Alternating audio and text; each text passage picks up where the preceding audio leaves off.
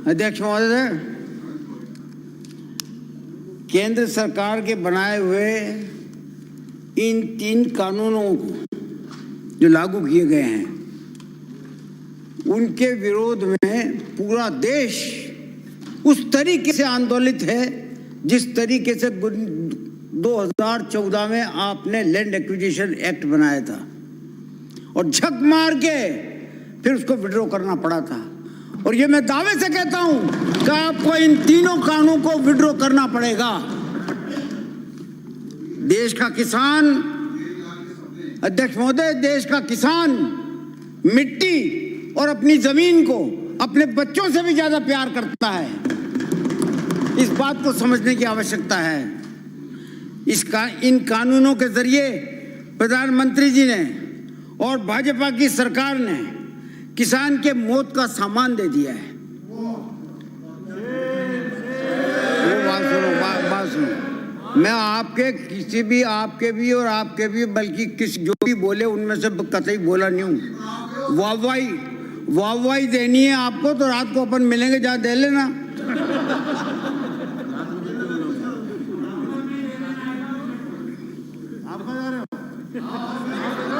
ये किसान की मौत का सामान लेकर के आए हैं और उसका कफन, और ये उसका कफन लेकर के आए हैं। कटारिया साहब कहाँ चले गए? कफन लेने गए, कहाँ गए?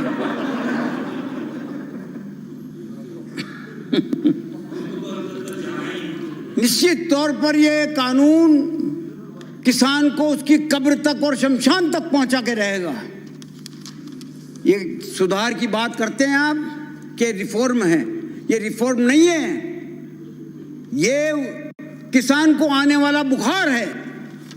ये उसको वो बुखार दिखाएगा जो कोविड से भी जितना परेशान है। व्यवसायों की जीडीपी गिर गई, लेकिन एक किसान था जिसने इस देश की जीडीपी को 3.4% जो है वो बढ़ा करके दी।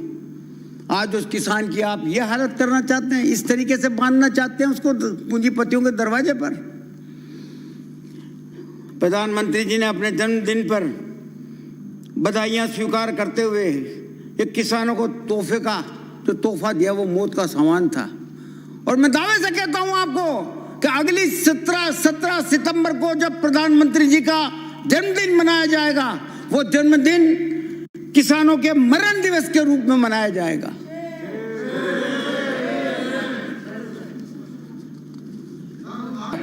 नहीं करना पड़ेगा आपको, तो प्रॉब्लम है कुछ आपको? अध्यक्ष महोदय, जब लोकसभा में बहस चल रही थी इन कानूनों की, तो केंद्रीय कृषि मंत्री जी ने ये शब्द कहे थे कि किसान अपना उत्पाद बेचने के लिए जो मंडी के जंजीरों से बंधा हुआ था, हमने उसको आजाद कर दिया। हमने उसको आजाद कर दिया, मंडी से आजाद कर दिया। वास्तविकता यह है कि ये इस कानून के लागू होने पर वो पूंजीपतियों के दरवाजे से बंध गया किसान। अब उसको पूंजीपतियों के दरवाजे पर जाकर के दस्तक देनी पड़ेगी। सरकार कह रही है कि किसान को अपना माल कहीं पर भी बेचने की आजादी दे दी। कब आजादी नहीं थी? कब नहीं थी आजादी? बताइए मुझे आप। क्या ये इसबगोल, ये सौंफ, ये जीरा, ये सब गुजरात जाकर के भी नहीं बिकता था? हमारे यहाँ से ये सारी फसल जो है मंदसौर, नीमच, पीपलिया, ये सब जाकर के नहीं बिकती थी? कहाँ नहीं बिकती थी? कहाँ नहीं बिकती थी? कब मना था? उसके कहते हैं कि साहब हमने आजाद कर दिया, किसान को आजाद कर दिया। कृषि उपज मंडियों को सीधे आपने कॉर्पोरेट घराने को देकर के किसान को उसको मर्जी पे छोड़ दिया है, सीधे।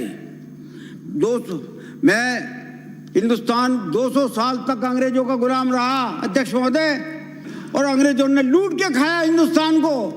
लेकिन एक चीज में मैं उनकी तारीफ करना चाहता हूं कि वो पहले आदमी थे जिन्होंने किसान की उपज का दाम सही मिले इस बारे में सोचा था।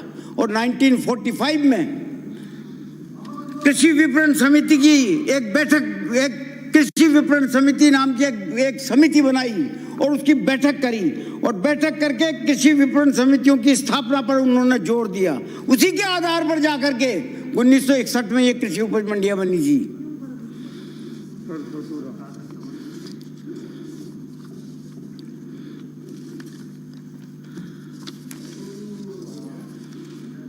और जिसका मुख्य उद्देश्य, इन उपज मंडियों का मुख्य उद्देश्य ये रखा गया था कि कृषि उपज की खरीद फरोख्त की को नियमित बनाया जाएगा और किसान की फसल का उचित मूल्य दिलवाने के लिए ये मंडियां स्थापित की जाएंगी। ये मंडियां इसलिए स्थापित की गई थी। आपने कहा कि मंडियों को हमने बंद थोड़ी किया है। याद है, आपने देखा जयपुर में एक डी मार्ट खुला है, डी मार्ट, उसके सामने की जितनी भी छोटी छोटी दुकानें थी ना, वो सब बंद हो गई। जब इन मंडियों के सामने अंबानी दुकान लगा करके बैठेगा, अडानी दुकान लगा करके बैठेगा, तो क्या ये मंडियां चल पाएंगी?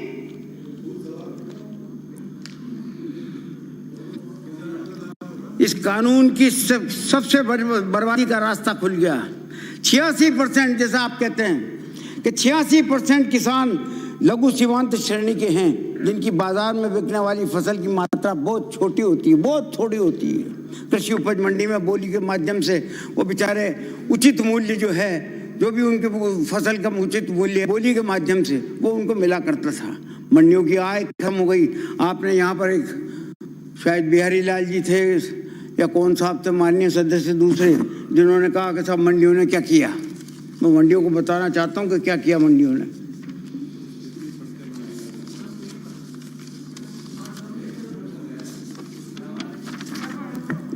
मंडी शुल्क के बाबत जो आपने विरोध में बोला कि साहब मंडियों के शुल्क लेने से कोई फायदा नहीं हुआ, कुछ नहीं हुआ। 2018-2019 में सरकार आपकी थी, 496.67 करोड़ रुपए का खर्चा हुआ मंडियों के द्वारा। और ठीक आपका 2019 और 2020 में 336 करोड़ रुपए का खर्चा हुआ, बजट रखा गया। और फिर 2020 और 2021 में 225 करोड़ रुपए का खर्च किया गया। मंडियों के द्वारा जो निर्माण कार्य किए गए, भवन निर्माण हुए, सड़क निर्माण हुई, और भी कई काम जो है उनके जो इंफ्रास्ट्रक्चर मजबूत करने के लिए मंडियों के द्वारा काम किया गया था।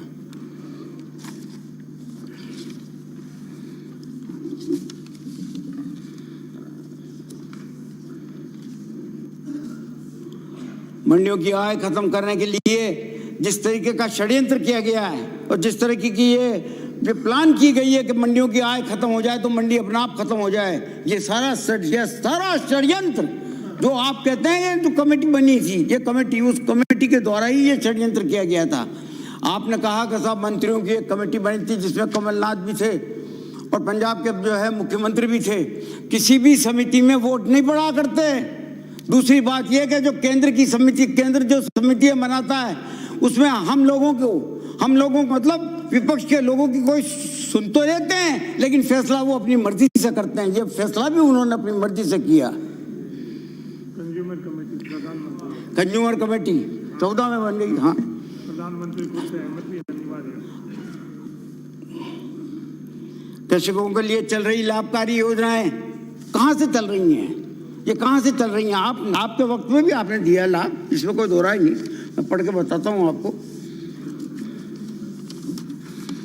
व्यवस्थाओं के सारा रखरखाव इन मंडियों के खर्चे से चलता है। राजस्थान में कृषकों के लिए चल रही लाभकारी और कल्याणकारी योजनाएं जैसे कृषक कल्याण कोष, राजीव गांधी कृषक साथी योजना, महात्मा ज्योतिबा फुले मंडी श्रमिक कल्याण योजना, किसान कलेवा, ये आपने चालू किया किसान कलेवा। हमारा था वो जो श्रमिक योजना, वो उसको आपने नाम बदल करके किसान कलेवा कर दिया। क्या हमें कोई एतराज नहीं, दूंगा नाम बदलने में, तो आप एक्सपर्ट हो। आप ही के द्वारा 2018-2019 में राजीव गांधी कृषक साथी योजना में 989 लोगों को फायदा पहुंचाया। 2 लाख रुपए दिए उनको, उनकी मृत्यु होने पर। आपने दिए, कहां से दिए? स्टेट एक्सचेकर से दिए, मंडी से दिए। 2019-2020 में 2,921 लोगों को लाभान्वित किया गया। 2021 में 604 लोगों को लाभान्वित किया गया और 942 लाख रुपए जो है इनको जो दिए गए, ये मंडी के द्वारा दिए गए।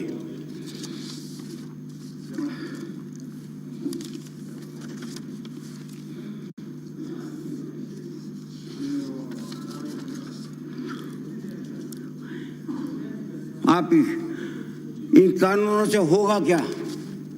ये जो कानून सेंट्रल गवर्नमेंट के द्वारा बनाए गए, केंद्र सरकार के द्वारा बनाए गए, उस किसान अन्नदाता ही नहीं, खेती हर मजदूर, मंडियों में कार्यरत हमाल, पल्लेदार, तुलारा, छोटा व्यापारी, कमीशन एजेंट, लोडर ट्रांसपोर्टर, मुनीम, सफाई कर्मचारी, ये सब बेरोजगार हो जाएंगे। ये कहना बहुत आसान है कि हम मंडी को खत्म नहीं कर रहे। ये मंडी खत्म करने का पहला स्टेप है। केंद्र सरकार की ये कॉन्करेंट लिस्ट थी।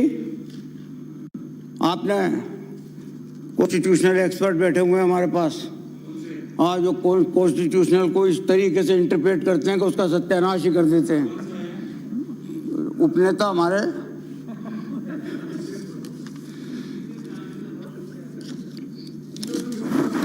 कोई लंबी बात नहीं कहना चाहता मैं आपके बारे में। मैं सिर्फ इतना सा निवेदन करना चाहता हूं, आपने लंबी बात कर दी। सिर्फ इतना सा निवेदन करना चाहता हूं कि राज्य जो स्टेट लिस्ट है उसके प्रावधानों में एंट्री 14 को संविधान के आर्टिकल 246(3) के साथ पढ़ लो। दोनों को साथ मिलकर के साथ पढ़ लो। दोनों को अलग अलग पढ़ोगे तो दोनों अलग अलग नतीजे निकलेंगे। और दोनों को उससे साफ जाहिर है कि इस संबंध में कानून बनाने का अधिकार सिर्फ और सिर्फ राज्य सरकार को है। और ये फैसला केंद्र सरकार, ये फैसला सुप्रीम कोर्ट के द्वारा जयंत वर्मा बनाम भारत सरकार के मामले में स्पष्ट किया गया। उन्होंने फैसले में लिखा कि कृषि विषय राज्य सरकार का अनन्य विषय है, इसलिए राज्य सरकार संविधान के आर्टिकल 254(2) के अधीन अपनी शक्तियों का प्रयोग करते हुए कृषकों को, कृषि श्रमिकों को और कृषि कार्य में लगे हुए व्यक्तियों के हितों की रक्षा के लिए केंद्रीय अधिनियम में संशोधन कर कानून बनाने में सक्षम है। ये सुप्रीम कोर्ट का फैसला है।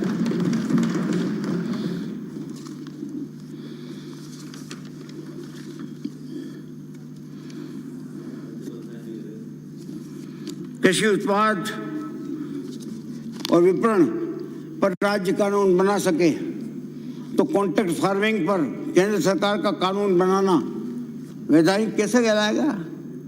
जब राज्य सरकार बना सकती है तो केंद्र सरकार कैसे बना सकती है? कॉन्ट्रैक्ट फार्मिंग कानून में आपने कहा कि किसान की उपज की कीमत पहले से निर्धारित की जाएगी और उसे फायदा होगा। अध्यक्ष महोदय, मैं ये पूछना चाहता हूं कि ये कीमत कौन तय करेगा? कौन तय करेगा?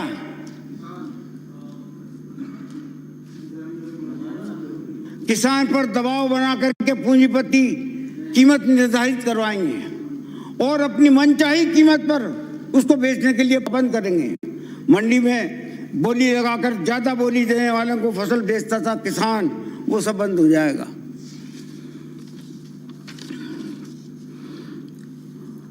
करेगा क्या? एक बार कॉन्ट्रैक्ट कर लेगा, करके दाम तय कर लेगा और दाम तय करने के बाद में जब फसल आएगी तो फसल खरीदते वक्त कहेगा कि कमजोर फसल है, दागी है, मैं अब इतनी कीमत नहीं दे सकता। झगड़ा होगा, हर जगह झगड़ा होगा। अभी जो आप संविदा की बात करते हो, अभी जो संविदा होती है वो लोकल होती है, उसमें आदमी का फैसला जो है पंचायत कर देती है, कुछ भी कर देती है। वो जिसको ज्वारा भी कहते हैं, जिसको दूसरी भाषा कुछ और भी कहते हैं, उसमें ज़्यादा झगड़े नहीं होते। लेकिन अगर ये बड़ी बड़ी पूंजीपति पार्टियां आ जाएंगी तो फिर झगड़ा पानी मंगाना। बड़ी पार्टियां आ जाएंगी तो निश्चित तौर पर ये होगा, और ये हुआ है। मैं आपको एग्जांपल बताता हूं अभी आगे जाकर के। अगर वाकई किसानों के हितैषी हो आप, वो ठीक है, आप खूब वकालत कर लो कटारिया साहब, खूब कर लो। आप मन में तो जानते हो अच्छी तरीके से कि किसान को मसल दिया गया है, लेकिन चूंकि राजनीतिक दबाव की वजह से आपको बोलना पड़ रहा है। लेकिन ये मान लेना कि आगे आपके लिए भी कोई रास्ता नहीं है, वहां जगह खाली नहीं है आपके यहाँ, जैसे हमारे यहाँ भी जगह खाली नहीं है। जहां हैं वहीं रहेंगे। इसलिए कभी कभी सत्य भी बोलो, मन की बात भी बोलो।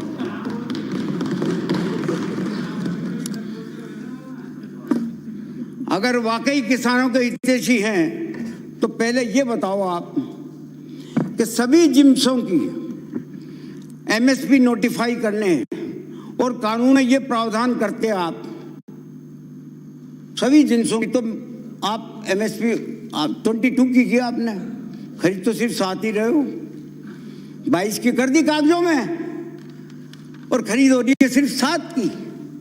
तो आप सभी जिन्सों की तो एमएसपी नोटिफाई करते और कानून में ये प्रावधान करते कि कोई भी व्यापारी, कोई भी उद्योगपति, कोई भी पूंजीपति किसानों से कॉन्ट्रैक्ट फार्मिंग एक्ट के तहत में अगर एग्रीमेंट करेगा तो दाल की, चाहे चावल की, चाहे गेहूं की, चाहे फला किसी भी उत्पाद की एमएसपी हो, जो एमएसपी होगी उस एमएसपी से कम कीमत पर करार नहीं किया जाएगा। हमें कोई एतराज नहीं था। अगर आप ये आप उस एक्ट में ये कर देते तो हम निश्चित तौर पर जो है उसको अपनी सहमति देते। करार पर करना पड़ेगा, मतलब लाचारी होनी चाहिए, तो उसको पाबंदी होनी चाहिए थी। आपने पाबंदी नहीं की। आपने तो जो 3 एक्ट बनाए उसमें एमएसपी का नाम तक नहीं लिखा। तो क्यों नहीं आपकी नीयत पे शक करें? क्यों नहीं आप पे ये आरोप लगाए कि आप एमएसपी को खत्म करना चाहते हो? क्यों नहीं लगाए? लिखते एमएसपी, अरे कहीं तो लिखते यार, 3 कानून बना रहे हो।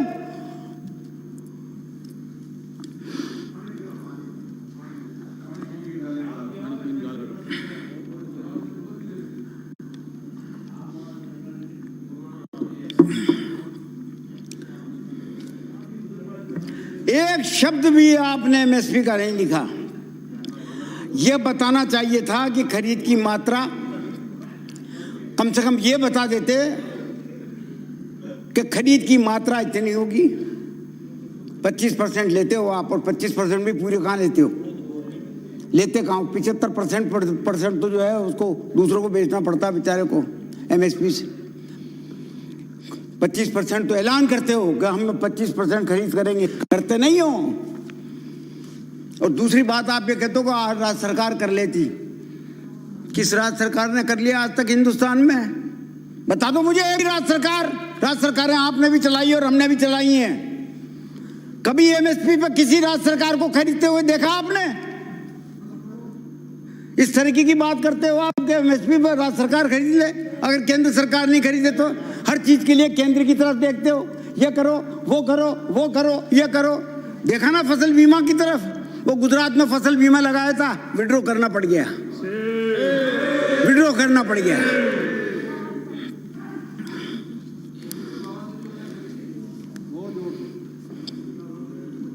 बोनस भी नहीं देते एमएसपी। खरीद की ये बताना चाहिए था कि खरीद की मात्रा इतनी होगी, एमएसपी फार्मूले में कोई परिवर्तन नहीं किया जाएगा, और हवाई अड्डों के भांति उपज मंडियों को भी जो है का निजीकरण नहीं किया जाएगा। कम से कम ये तो बता देते, क्योंकि आपकी तो हर चीज पे, आपकी नीयत पे हर जगह शक कर रही है पब्लिक। हर चीज पे शक है आप पे कि कोई ना कोई षड्यंत्र करके आप किसी न किसी तरीके से, आप कहते हैं ना कि साहब अंबानी वो क्या अंबानी अडानी, देश का हर नागरिक का ये एक सपना है कि हमारा देश विश्व गुरु बने। लेकिन हमारे प्रधानमंत्री जी का एक सपना है कि विश्व के सबसे अमीर आदमियों की जब लिस्ट बने तो ऊपर ही ऊपर मुकेश अंबानी का नाम हो। एक सपना है। मेरा नाम लेना न नई परंपरा चालू कर रहे हैं कि किस आधार पर आरोप लगा रहे हैं। फिर हम नाम लेते हैं जब दिक्कत होती है इनको, किस आधार पर आरोप लगा रहे हैं। माननीय सदस्य, आप इन्होंने यील्ड कर दिया या प्लीज, आप संसदीय मंत्री रहे हैं, सीनियर हैं, इन्होंने यील्ड नहीं किया, अपन बोल रहे हैं। मतलब क्या परंपरा डालना चाहते हैं हमने मेरे को?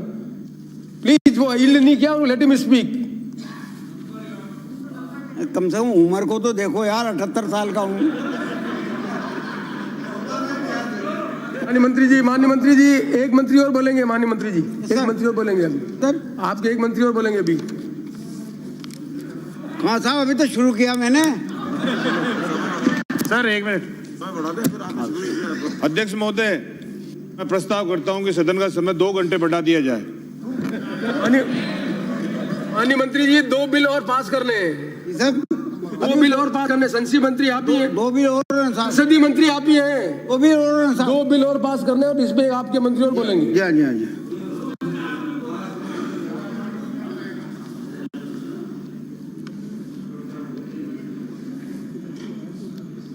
राजस्थान में कृषि उपज मंडी का नियम 1963 में सबसे पहले प्रावधान रखा गया था 1963 में, और संविदा की खेती में एमएसपी से कम दर पर एग्रीमेंट नहीं किया जाएगा, ये उस वक्त भी प्रोविजन था।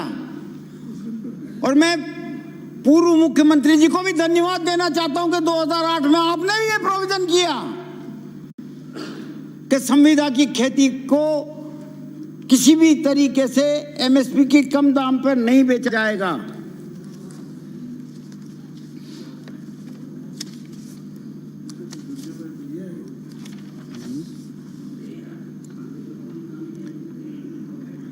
कॉन्ट्रैक्ट फार्मिंग राजस्थान में भी वर्ष 2008 से एपीएमसी एक्ट 1961 में प्रावधान किया। यह आपकी सरकार ने प्रावधान किया, इसलिए मैं धन्यवाद दे रहा हूं आपको। और आप आज कहते हो कि साहब क्यों, यही विवाद है सबसे बड़ा है। वो कटारिया साहब विरोध कर रहे हैं, उनको पुरानी याद नहीं रहती ना।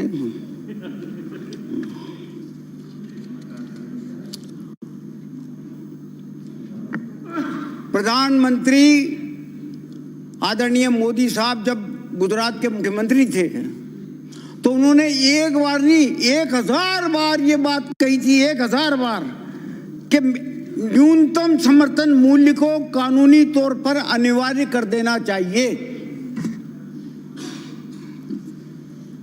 अनिवार्य कर देना चाहिए। इस बात को उठाने वाला अगर कोई मुख्यमंत्री था तो वो नरेंद्र मोदी था उस वक्त।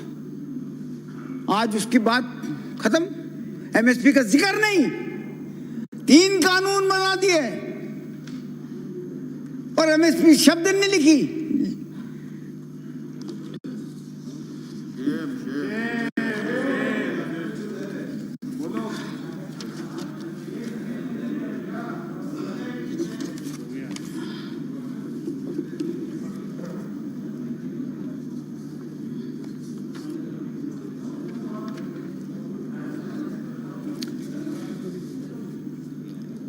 अब आप यहां बात उठी के साथ ज्वार की और मक्का की भी एमएसपी घोषित होनी चाहिए। अरे पढ़ो लिखो भैया,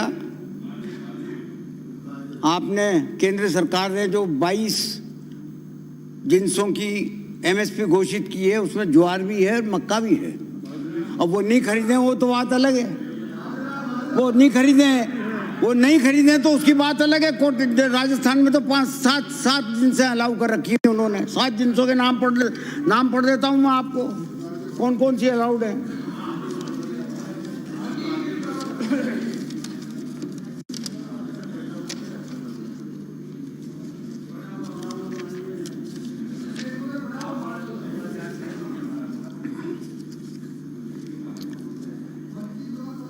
सरकार को यह भी प्रावधान करना चाहिए था।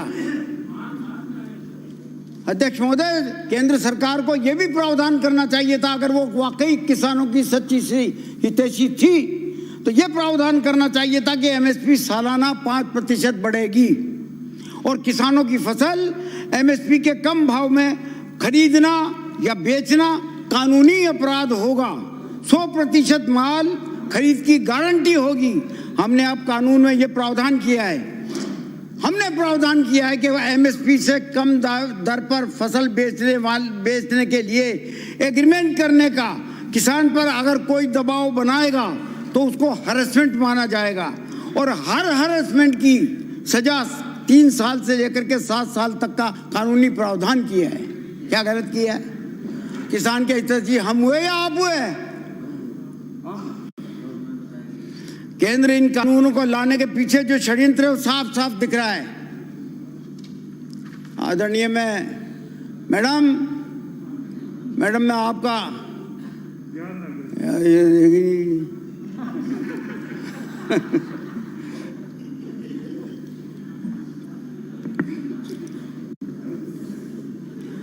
सरकार ने शांता कुमार कमेटी की रिपोर्ट लागू की। आप मैडम का ध्यान आकर्षित कर रहे थे, किसका कर रहे थे? ये साहब मैडम का ध्यान आकर्षित कर रहे थे।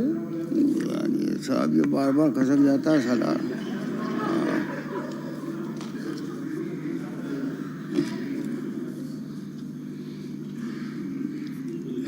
मैं ये निवेदन करना हूं कि इन कानूनों के पीछे अगर कोई षड्यंत्र है तो ये साफ साफ दिख रहा है कि सरकार शांता कुमार कमेटी की रिपोर्ट लागू करना चाहती है। शांता कुमार जी की रिपोर्ट जो है वो सीधी ये है कि एफसीआई के माध्यम से न्यूनतम समर्थन मूल्य की खरीद करनी ही नहीं चाहिए, क्योंकि सालाना 1 लाख करोड़ रुपए का नुकसान होता है और अभी तक एफसीआई को 4 लाख करोड़ रुपए का नुकसान हो चुका। अगर इस नुकसान से बचना है तो इस एमएसपी को खत्म कर दो। तो साफ षड्यंत्र इस बात का है कि आगे आने वाले वक्त में धीरे करके इस एमएसपी का गला काट दिया जाए। ये किसानों के पेट पे लात मार के आप इस षड्यंत्र को जो है अमली जामा पहनाना चाहते हो।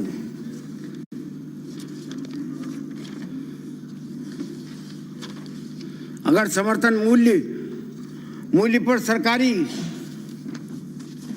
मैं ये पूछना चाहता हूं विपक्ष के साथियों से, क्या अगर समर्थन मूल्य पर सरकारी खरीद नहीं हुई, ये समाप्त हो गई, तो ये बताओ कि राशन की दुकानों पर गरीब उपभोक्ताओं को मिलने वाला राशन क्या अपने आप खत्म नहीं होगा? अपने आप खत्म नहीं होगा। कहां से आएगा राशन?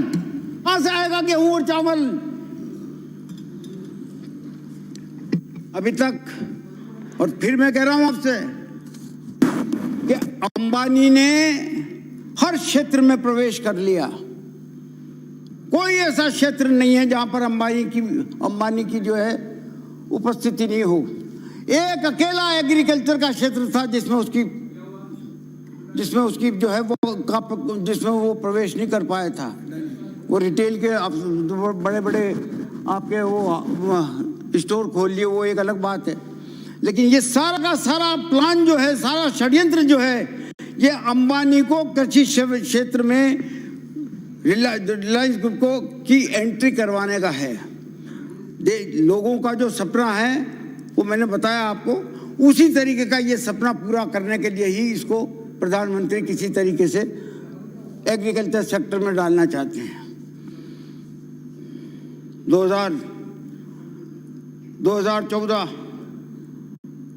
मैडम जरा आप सुनिए इसको, आपके वक्त की बात है, वो शायद आपकी जानकारी में ना हो, मैं आपकी जानकारी में लाना चाहता हूँ।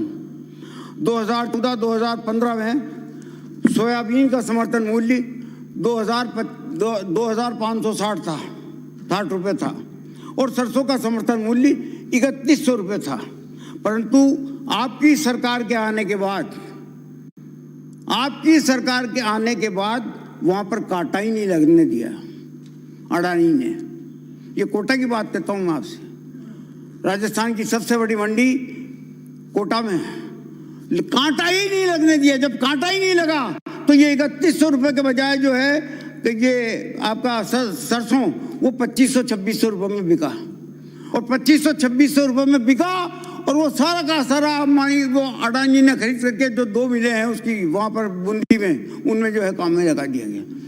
मैडम, ये एमएसपी पर एफसीआई की खरीद के कांटा न लगने का आपकी जानकारी में नहीं है, लेकिन ये आपके कारखानों जो होते हैं ना, कार्यकर्ता, ये उनके द्वारा किए गए काम है।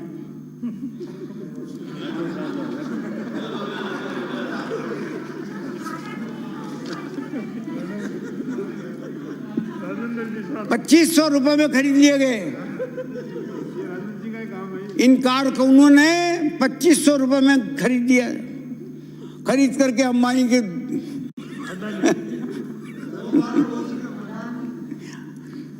अडानी की मिल पे पहुंचा दिए। नहीं, अडानी बोल रहे हैं। तो मेरा निवेदन ये है अध्यक्ष महोदय कि इस कानून से आपने किसान को और बांध दिया और पूंजीपतियों के कहे के अनुसार उसकी मर्जी के माफिक उसको क्वालिटी और ग्रेड का वो बीज देगा कि इस क्वालिटी का तो फसल आनी चाहिए भाई, और ये बीज बीज बो देगा, फसल आ जाएगी। फसल आने के बाद में कहेगा कि सब दागी है। मान लीजिए पास में नहर गुजर रही है, नहर ओवरफ्लो हो गई या नहर की दीवार टूट गई और पानी भर गया चारों तरफ, और वो फसल थोड़ी सी मामूली सी जो है 19-20 खराब हो गई, वो वही बहाना बना करके और वो कॉन्ट्रैक्ट में जो लिखा हुआ दाम है वो दाम नहीं देगा। झगड़े होंगे, हजारों की तादाद में झगड़े होंगे लेकिन अगर लोकल आदमी होता संविदा का जो जुआरे पे जो देते हैं, तो उससे वहां के लोग आपस में फैसला करवा देते। लेकिन पूंजीपति से फैसला करवाने कौन जाएगा? अंबानी के पास कौन जाएगा? अडानी के पास कौन जाएगा? छोटी छोटी होर्डिंग वाले कहाँ जाएंगे? आपने बता दिया कर पाएंगे, टाटा से लड़ पाएंगे, महिंद्रा से लड़ पाएंगे, गोयनका से लड़ पाएंगे।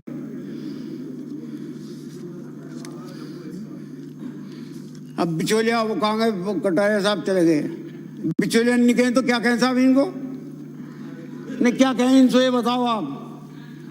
आदमी को तो आदमी कहेंगे ना, मुनीम को मुनीम ही कहेंगे, सेठ को सेठ ही कहेंगे, और जो बिचौलिया होगा तो बिचौलिया ही कहेंगे।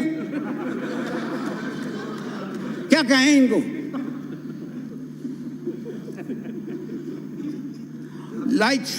ये बिचौलिया जिनको आप बता रहे हो, ये सब लाइसेंस होल्डर हैं और इनकी संख्या 86,000 करीब है।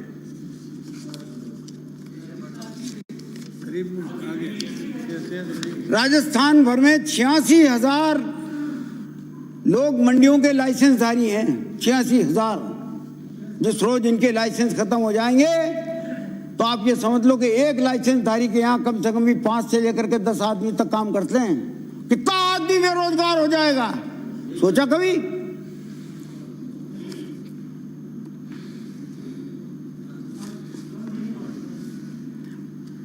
हमारी जियो कंपनी लेकर आए थे।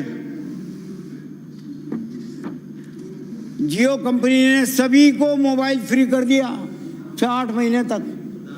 आदत बिगाड़ दी लोगों के पास मोबाइल फ्री हो गए आराम से। 6-8 महीने तक कोई बिल नहीं आने लगा, और आखिर में फिर जब दाम ऐसे बढ़ाए कि जो है वो सबके पास जियो का जो है टेलीफोन मोबाइल आ ही चुका था। 4G 5G पता नहीं क्या क्या कौन सी जी थी, वो सब आ गई सारी। इस तरीके से प्लान किया जाता है। किसी भी चीज को खत्म करने के लिए किस तरीके से घुसा जाता है। उसने फ्री में जियो मोबाइल दिए, कोई बिल नहीं दिया। आज भी यही होगा कि ये पूंजीपति वहां गांव में जाएंगे, किसान से बात करेंगे, उसको अच्छे दाम देंगे, 1 साल देंगे, 2 साल देंगे, और 2 साल देने के बाद में फिर उसको अंगूठा दिखाएंगे। यही होगा, लूट के खाएंगे ये लोग। और मजबूरन किसान जो है इनके हत्थे पड़ेगा।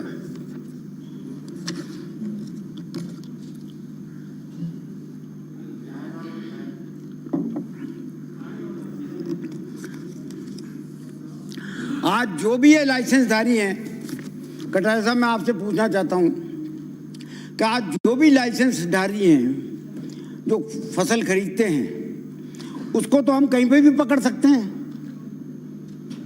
अब आपने कर दिया कि साहब कोई भी पेन कार्ड होल्डर वो खरीद सकता है। अब उसको पकड़ने कहाँ जाएंगे? क्या गुजरात जाएंगे हम उसको पकड़ने? गड़बड़ी हो गई तो आप बताओ कैसे क्या करेंगे? है जवाब इसका आपके पास?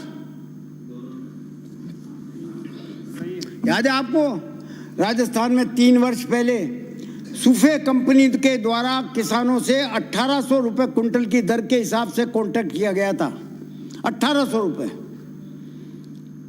परंतु फसल तैयार होने पर कंपनी द्वारा मना कर दिया गया कि फसल तेरी ठीक नहीं है, दागी है, खराब है, मैं नहीं लेता। मजबूरन किसान को 1500 रुपए प्रति कुंटल में जो है वो अपनी फसल बेचनी पड़ी। 1815 एक कुंटल पर 300 रुपए का नुकसान खाना पड़ा उसको। ये सूफे कंपनी 3 साल पहले आई थी। अभी किसान की फसल को नहीं, तो असल में देखा जाए तो ये किसान की फसल को नहीं, किसान की जमीन को और उसकी जिंदगी को खरीदने वाला कानून बनाया केंद्र सरकार ने। जिंदगी को खरीदने वाला। छोटी छोटी जोतों पर पूंजीपतियों और धन्ना सेठों का आधिपत्य हुआ और अपनी जमीन का मालिक ना होकर के किसान खुद मजदूर हो जाएगा, खेत का मजदूर हो जाएगा। अभी किसान की फसल खराब होने पर एक बात जवाब दे दो मुझे, अभी किसान की फसल अगर खराब होती है तो सरकार मुआवजा देती है क्या? फिर कॉन्ट्रैक्ट होने के बाद अगर फसल खराब हो गई तो क्या कॉन्ट्रैक्टर उसको मुआवजा दे देगा? बताओ, दो जवाब।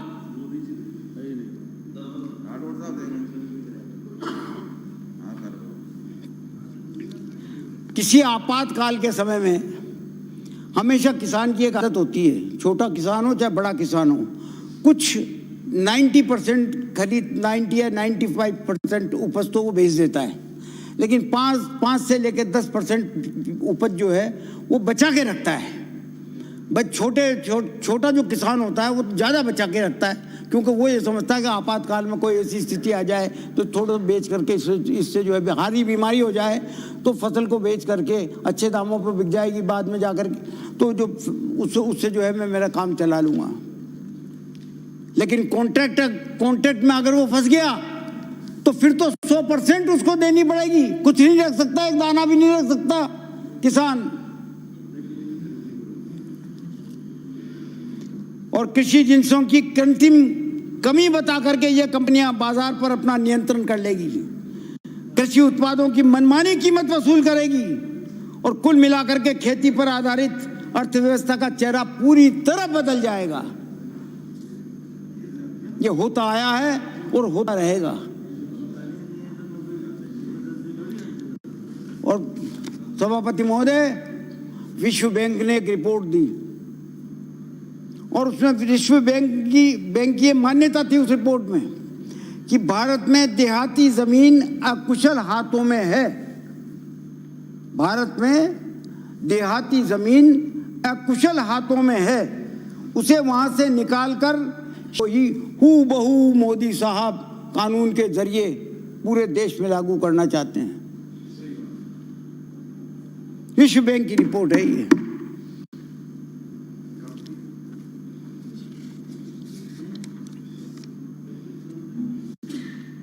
किसानों की आय दुगनी करेंगे, किसानों की आय दुगनी करेंगे। और ये जुमला सुनते सुनते ही लोगों के कान पक गए। सारे मेरे तो कान ही बेरे हो गए साहब। मुझे डॉक्टर ने वो लगाने के लिए कह दिया कि वो लगाओ मशीन।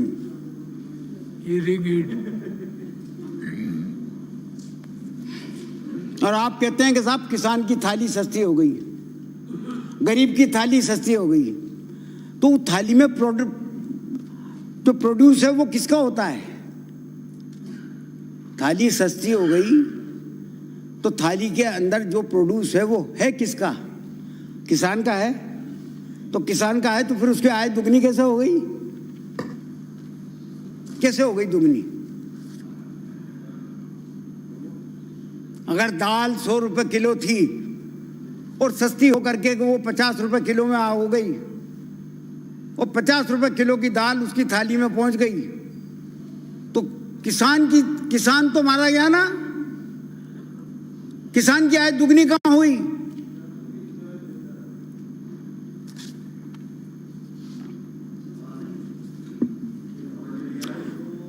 बार बार ये आरोप, वो हर चीज में कोई भी चीज हो, one nation one market, one nation one market, वो जीएसटी, वो क्या कहते हैं उसको, जीडीपी, क्या कहते हैं, जीएसटी, वो जीएसटी के जो है वो जिस तरीके से ओ बैंड बाजे के साथ वहाँ जलसा किया था जोरदार, आज उस जीएसटी को रो रहे हैं सब लोग, माथा पकड़ के रो रहे हैं कि साले सब क्या हो रहा है, ये क्या नहीं हो रहा है।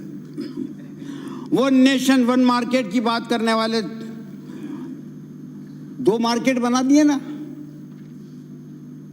वन नेशन वन मार्केट, और बना क्या दिए, 2 मार्केट, एक तो मंडी और एक मंडी के अंदर और एक मंडी के बाहर, 2 मार्केट हो गए। और थोड़े दिनों में हालत मंडियों की खराब हो ही जाएगी, यही हालत रहे तो, और नतीजा क्या निकलेगा, वही HPCL, एयर इंडिया, उदयपुर का लक्ष्मी विलास होटल, उसी तरीके से मंडियां भी बिकेंगी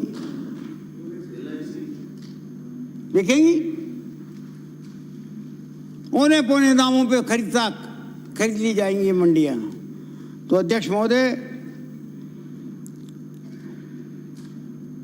मंडी व्यवस्था, किसानों के हित संरक्षण के लिए, मंडी व्यवस्था को मजबूत बनाए रखने के लिए और लाखों लोगों को बेरोजगारी से बचाने के लिए ये जो 3 कानून आए हैं, मैं उन पर निवेदन करना चाहता हूं कि इन कानूनों में जो प्रावधान किए गए हैं,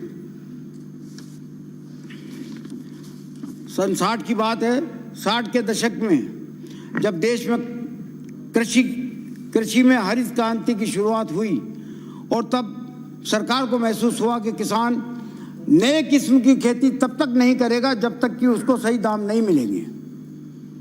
नए किस्म की तो करता आया है, करता रहेगा, लेकिन जो नए किस्म की खेती सरकार करवाना चाहती है जिससे कि उसको सही दाम मिल जाए, तो दाम जब तक नहीं मिलेंगे जब तक कि वो नई खेती नहीं करेगा।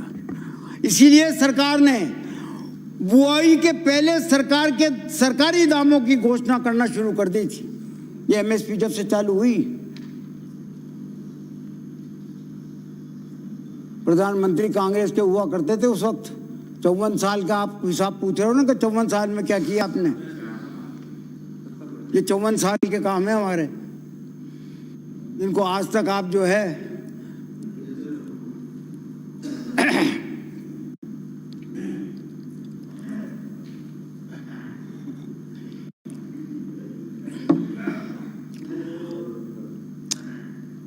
सरकार ने बुआई से पहले सरकारी दाम की घोषणा करना शुरू कर दी और इसे न्यूनतम समर्थन मूल्य या मिनिमम सपोर्ट प्राइस कहा जाने लगा। साधारणतया किसान जो है इसको सरकारी रेट मानता है, मिनिमम सपोर्ट प्राइस का मतलब सरकारी रेट। ये सच है, सरकार भी मानती है इस बात को, उस वक्त भी मानती थी कि ये सच है कि किसान की फसल का ये वाजिब दाम नहीं है, ये वाजिब दाम नहीं है MSP, ये मिनिमम दाम है, जबकि देना चाहिए था उसको मैक्सिमम दाम, जो मोदी जी 2022 में देने जा रहे हैं ना।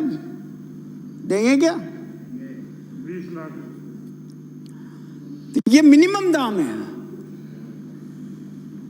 न्यूनतम दाम। किसान को मेहनत का जितना कम से कम मेहनताना मिलना चाहिए उसका ये सूचांक है।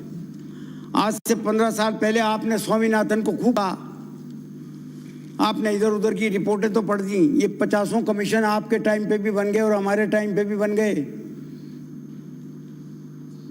इन कमीशनों की रिपोर्ट आप क्या समझते हो कि साल 2 साल में कोई सरकार मान लेती है क्या?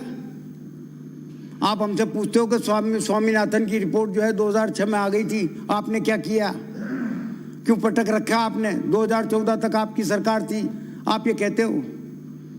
आप ये बता दो कि कौन सा ऐसा कमीशन है देश में बनाया हुआ कौन सा ऐसा कमीशन है? एक कमीशन का नाम बता दो आप, जिसकी कमीशन की रिपोर्ट को केंद्रीय सरकार ने या राज्य सरकार ने हूबहू मान लिया हो, लागू कर दिया हो। एक का बता दो। टुकड़े टुकड़े में लागू होता है। आप कोशिश कर रहे हो, करो, बहुत अच्छा है, सफल रहो, बहुत बढ़िया बात है। लेकिन ये बताओ कि जो सबसे इंपॉर्टेंट पार्ट था उसका, सबसे इंपॉर्टेंट पार्ट उस स्वामीनाथन की रिपोर्ट का, वो ये था कि एमएसपी की सही गिनती का फार्मूला बनाया जावे। और उन्होंने फार्मूला ये बनाया था कि किसी किसान की संपूर्ण लागत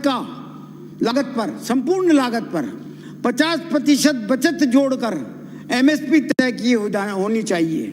यानी कि गेहूं की लागत अगर 1600 रुपया आती है प्रति कुंटल, तो उसकी एमएसपी फिर 2400 रुपया कुंटल होनी चाहिए। उस पे काम किया क्या? कमीशन की जो रिपोर्ट आती है वो तो एरे गेरे इधर उधर ये वो ऐसे करके 50 पॉइंटों पे आती है, लेकिन जो सबसे प्रमुख काम था, सबसे प्रमुख बिंदु था उसका रिपोर्ट का, वो ये था। इस पे क्या काम किया आपने? हमने नहीं किया भैया, आप तो करो जी। आंकड़े दे दिए, कहाँ दे दिए? एक ही आंकड़ा नहीं है। फिर वही बात आ गई, आप फिर वही बात कर रहे हो।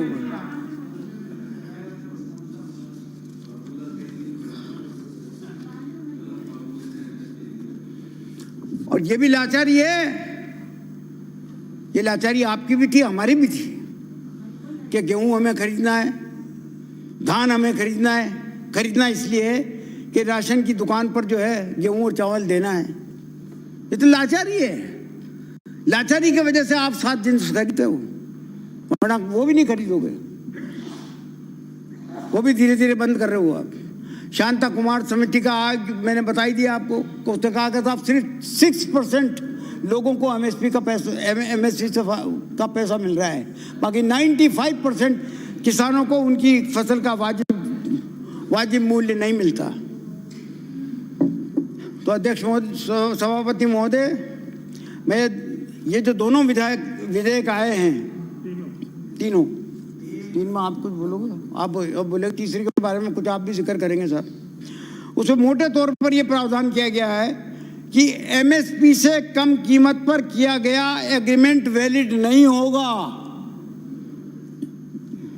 अगर कोई व्यक्ति या कंपनी या फर्म एग्रीमेंट करते समय किसान को एमएसपी से कम कीमत पर अपनी उपज बेचने पर मजबूर करता है या दबाव बनाता है, तो उसे किसान का हैरेसमेंट माना जाएगा और उसके लिए उसको अधिकतम 3 से लेकर के 7 साल तक की सजा और 5 लाख रुपए तक का जुर्माना का प्रावधान, जुर्माना अदा करना पड़ेगा।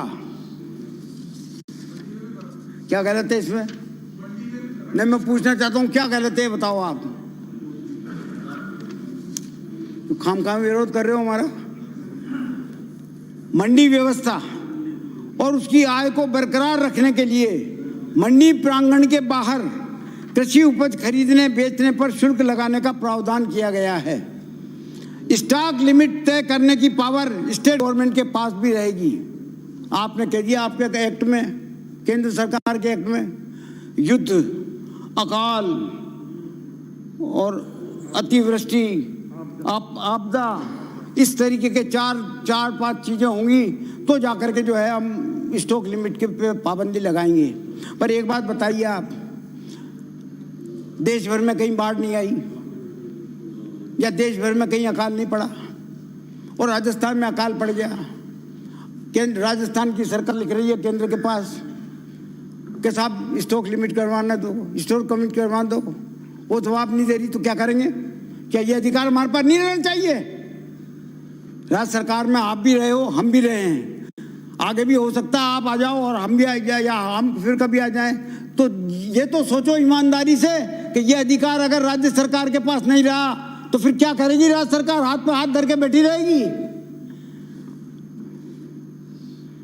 विवाद का फैसला एसडीएम कलेक्टर के बजाय यथावत मंडी समिति और डायरेक्टर और मार्केटिंग करेंगे, ये प्रावधान किया हमने। सिविल कोड का जुरिस्डिक्शन यथावत रखा है। फार्मिंग एग्रीमेंट के तहत में स्पॉन्सर एग्रीमेंट खत्म करने के बाद किसान के खेत में मेन पावर नहीं हटाता है, अगर कॉन्ट्रैक्टर जिससे आपने पार्टनरशिप की है या जो आपका क्या कहते हैं उसको स्पॉन्सर है, अगर उसने आपके खेत से अपने आदमी नहीं हटाए और मेन पावर नहीं हटाते तो उसके जुर्माने का प्रावधान भी किया गया है। जैसा उसमें भी है, उसमें भी है कि भाई तीन दिन के अंदर अंदर वो अपने मेन पावर हटा ले, वरना उसमें जुर्माना होगा, ये होगा, ये हमने भी किया है। व्यापारी द्वारा कृषि उत्पाद की डिलीवरी लेने से मना करने या फसल लेने के बाद 3 दिन में भुगतान नहीं करता तो उसे किसान का हरेसमेंट माना जाएगा और उसके लिए भी 7 साल तक की सजा का प्रावधान किया गया है। ये सब चीज़ें हमने नए एक्ट में लिखी। तो सभापति महोदय, मैं तो यही प्रस्ताव करता हूँ। क्या नहीं, वो तो अस्वीकार करे। जन्मत जानने के लिए जो भी माननीय सदस्य बोले हैं उनको अस्वीकार करते हुए इसी विधेयक को पारित किया जाए। माननीय श्री बी.डी. कल्ला, प्रभारी मंत्री। माननीय सभापति महोदय, आम जनता को सही